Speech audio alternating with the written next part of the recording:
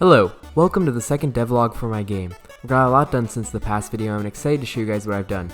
I fixed bugs, I added sound effects, and I added... Oh wait, never mind, we're switching to Unity! For real though, I'm actually switching to Unity. Here's why. The game engine I was using before was QuickTime Fusion 2.5, which was a more simple engine that used visual scripting instead of actual coding. It wasn't that bad and it was really easy to learn, but once my project got bigger, I started to see the limitations of QuickTime Fusion. There were some things that were hard to do with visual scripting that would have been pretty easy to do with regular coding. It would be a hassle to export my game to platforms other than Windows, and I often struggled with frame rate problems in my game. Unity, on the other hand, has a lot of benefits. I can export to other platforms easily, I would not have as many problems with frame rate, I would be able to use a bunch of features that Unity has that QuickTime Fusion doesn't. Unity also has a lot more tutorials and people using it, and as a bonus I would get a lot better at programming, which is a very useful skill. All of these were benefits, but the obvious downsides to Unity were that I would have to learn a completely new engine, and I would have to rebuild my game in Unity. I wouldn't be completely restarting because I already had the art and I can reference the game in Fusion, but it would still be tough. Even with these downsides, I decided to switch to Unity. Overall, I think it will be much better in the long term for both me and my game.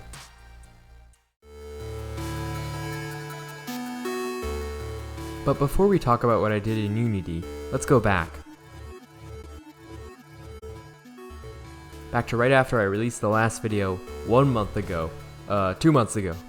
I had just released the video and it got a few hundred views within the first few days, which I was happy about, but I knew I needed to get back to working on my game, which at this point was still in QuickTime Fusion. I first fixed some bugs with the enemies, then I started adding sound effects into the game. I spent a while on the sound effects, probably a couple of weeks. There were a lot of things that needed sound, but after 2 weeks I was pretty content with the sound effects, and I started working on the art for the third enemy. Unfortunately, at this time, something terrible happened. I spilled water on my laptop, directly on the keyboard. My laptop bricked. It would no longer turn on. I tried many things to get it fixed, but after taking it to a computer repair place, I realized it was beyond saving. Luckily, the hard drive was still okay, so I was able to save all my files from that, and thankfully I was able to get a new computer within a week and a half, but I was unable to work on my game during this time, so I reflected. I started to think about my game and the direction it was going. This is when I decided to switch to Unity. I knew it would be tough rebuilding my game in Unity, but the overall benefits I listed previously were what caused me to switch. Now at this time I had my new PC and I was ready to switch to Unity, so let's talk about everything I did in Unity in the past couple weeks. First, I downloaded Unity and I opened it up. And whoa! There's a lot to take in when you first open up Unity, but I knew I could understand it if I watched some tutorials. So I searched up Unity Beginner's Tutorial on YouTube, and I started watching the first one.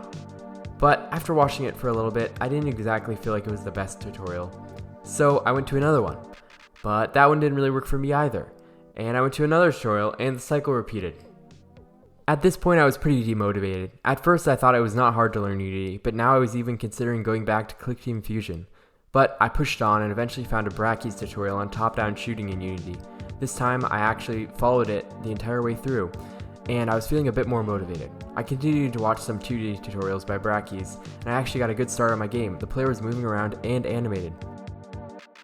Next, I added in a gun, and after some bugs, I got it working pretty well. I even added values for the gun, like bullet speed, rate of fire, accuracy, and range that I can alter later with upgrades.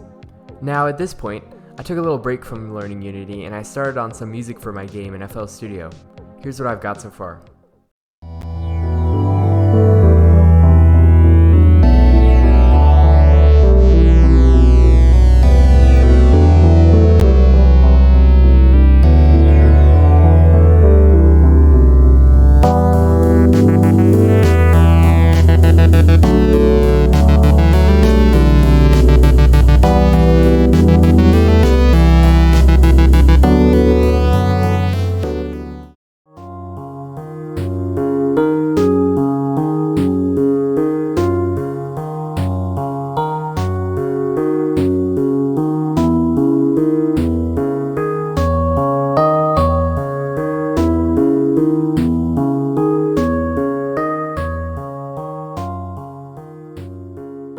These pieces are definitely not done yet, but let me know what you think of them.